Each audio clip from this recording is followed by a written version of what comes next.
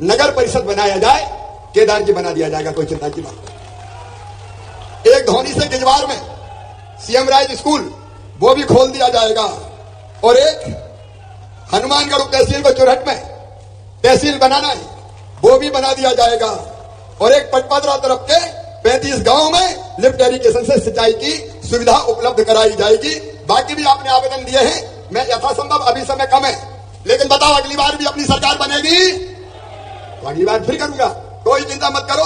एक फैसला और, लोक सेवा केंद्रों में अभी विभिन्न सेवाओं के लिए 40 रुपया लगते थे, वो घटा के केवल 20 रुपया कर दिए जाएंगे ताकि जनता को ज्यादा पैसे ना लगे। आंगनबाड़ी, मिनी आंगनबाड़ी जो कार्यकर्ता थी उसका मैंने पैसा बढ़ा के 6,500 किया था, आज फिर बढ़ा के 7,250 रुपया कर रहा हूं, और आंगनबाड़ी सहायिका का जो 5,750 किया था उसको बढ़ा के 6,500 रुपया कर रहा हूं। सावन के दिन मैंने 250 रुपया 27 तारीख को डाले थे, आ गए कि नहीं खाते में? अरे सब बहन बताओ आ गए कि नहीं? और अभी कौन सी तारीख को पैसा मिलने वाला है? अरे जोर से बताओ ना। 10 तारीख को फिर पैसा डालने वाला हूं, इस बार ग्वालियर से डालूंगा, अपने अपने गांव में सब इकट्ठी हो गए कि नहीं? और इसके बाद अब 1,000 नहीं, अब 1,000 नहीं, अक्टूबर के महीने से 1,250 रुपया डालना शुरू कर दूंगा। 1,250। आज का दिन सीधी के सौभाग्य के उदय का दिन है, और इसी स्थान पर अब यहां मेडिकल कॉलेज बनेगा। सीधी को, और केवल सीधी नहीं, आसपास के सभी जनता को, जिलों को मेडिकल कॉलेज बनने के बाद इलाज के लिए रीवा, भोपाल, इंदौर या और किसी स्थान पर नहीं जाना पड़ेगा। मैं भी बहुत प्रसन्न हूं क्योंकि सीधी के साथ न्याय हुआ है।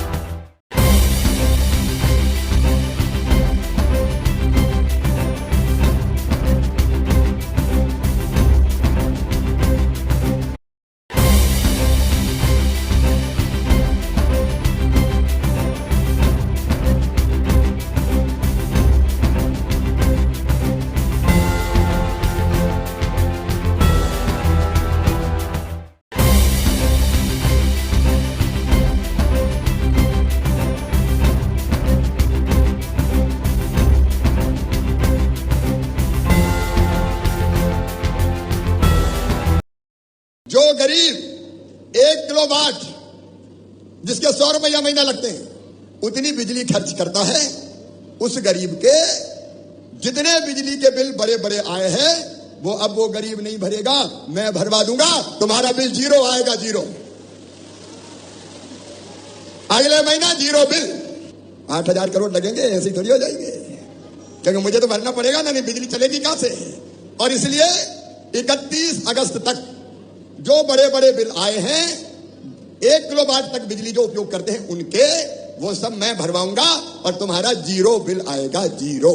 लेकिन उसके बाद 100 रुपया महीना तो देना पड़ेगा ना। बोलो दे दोगे? तो ये सारी दिक्कतें दूर करने से मैं मुख्यमंत्री बना हूं। मेरी बहनों और भाइयों, जिंदगी बदलने का अभियान चल रहा है।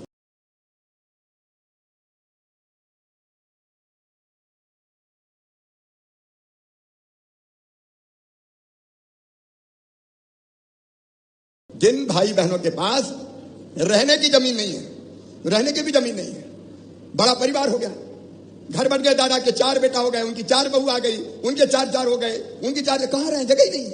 और इसलिए तय किया ऐसे सब गरीबों को फ्री में प्लाट दूंगा, प्लाट, बिना जमीन के नहीं रहने दूंगा। और केवल प्लाट नहीं, आज एक बात और ध्यान से सुनना, उस प्लाट पे बताओ मकान भी बनना चाहिए कि नहीं। अब एक तो योजना है पीएम आवास योजना। पीएम आवास योजना के लिए प्रधानमंत्री जी का धन्यवाद। कई लोगों को मकान मिल गए, लेकिन फिर भी कई लोग रह गए।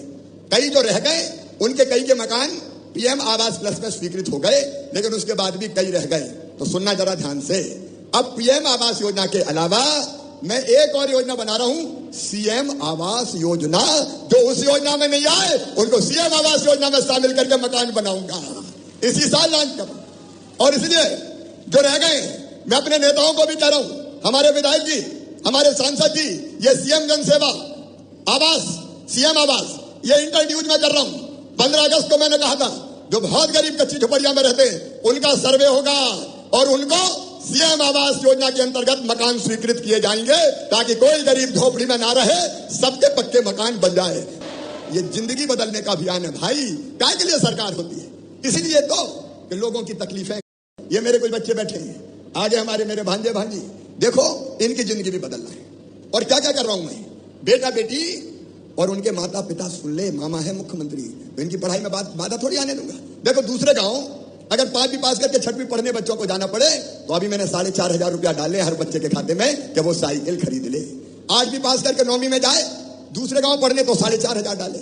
और जिन बच्चों ने 12वीं में अच्छे नंबर लेके आए उनको मामा ने कंप्यूटर के लिए 25,000 रुपया खाते में डलवाए, ताकि मेरे भांजे भांजी ढंग से पढ़ सके। और अपने अपने गांव के high school, higher secondary school में जो बच्चे सबसे ज्यादा नंबर लेके आए हैं, मामा ने उनको स्कूटी दिलवाई है, बेटा को भी और एक बेटी को भी। और एक बात नोट कर लेना, मामा कह रहा है अगर बच्चे पढ़ने में तेज हैं और उनका एडमिशन मेडिकल कॉलेज, अब तो सीधी में मेडिकल कॉलेज खुल रहा है, सीधी अपनी और सीधी में मेडिकल कॉलेज। एक बार तालियां बजाओ जोर से, बहुत आनंद का विषय है। अपने बेटा बेटियों का एडमिशन मेडिकल कॉलेज में होगा, इंजीनियरिंग कॉलेज में होगा, लॉ कॉलेज में होगा, प्राइवेट में होगा, सरकारी में होगा। तो गरीब के बेटा बेटी टुकर टुकर देखते रहते थे। माँ बाप सोचते थे कहां से पढ़ेंगे, फीस कहां से आएगी, पैसे कहां से आएंगे, हमारे बच्चे नहीं पढ़ सकते, गरीबों के अमीरों के ही पढ़ेंगे। तो सुनो रे मेरे बहनों और भाइयों, मामा का संकल्प कि जिन बच्चों का अपनी बुद्धि के बल पर, और वो कोई जाति समाज के हो, वो सामान्य वर्ग के हो, वो पिछड़े वर्ग के हो, वो एससी हो, वो एसटी हो, कोई भी हो, उनकी फीस मम्मी पापा नहीं भरवाएंगे, मामा भरवाएगा। ये मेरे कुछ बच्चे बैठे हैं, आगे हमारे मेरे भांजे भांजी, देखो इनकी जिंदगी भी बदलना है। और क्या क्या कर रहा हूं मैं, योजना केवल कर्मकांड नहीं है। आप बताओ मेरी बहनों, अगर गरीब बहन को, किसान परिवार में जन्मे बहन को अगर जरूरत पड़ जाए 1,000 रुपया की भी, तो इंतजाम हो पाता था क्या? मैंने तय किया कि हर महीने अपनी बहनों के खाते में 1,000 रुपया डालूंगा, लाडली बहना योजना बनाऊंगा, हर महीने 1,000। और सुन लो मेरी बहना, 1,000 पे रुकूंगा नहीं। मैंने कहा था 1,000 से बढ़ा के 1250 करूंगा। पैसे का इंतजाम कर रहा हूं, होता जा रहा है। तो 1,000 से बढ़ा के 1250, और इंतजाम हो गया तो 1,500, और इंतजाम हो गया तो 1750, और इंतजाम करके 2,000 करूंगा। 2,000 से 22,500 करूंगा, 22,500 से 2,500 करूंगा, 2,500 से 27,500 करूंगा। और बाद में कितने करूंगा? जरा सब जोर से बोलो, कितने करूंगा? 3,000। तब मुझे चैन मिलेगा जब बहनों का इंतजाम ठीक से हो गया। ये मेरा संकल्प है मेरी बहनों, ये मेरा संकल्प है। और अभी सावन के दिन मैंने 250 रुपया 27 तारीख को डाले थे, आ गए कि नहीं खाते में? अरे सब बहन बताओ, आ गए कि नहीं? और अभी कौन सी तारीख को पैसा मिलने वाला है? अरे जोर से बताओ ना। 10 तारीख को फिर पैसा डालने वाला हूं। इस बार ग्वालियर से डालूंगा, अपने अपने गांव में सब इकट्ठी हो गए कि नहीं? और इसके बाद अब 1,000 नहीं, अब 1,000 नहीं, अक्टूबर के महीने से 1250 रुपया डालना शुरू कर दूंगा, 1250, और इसको बढ़ा के चला जाऊंगा।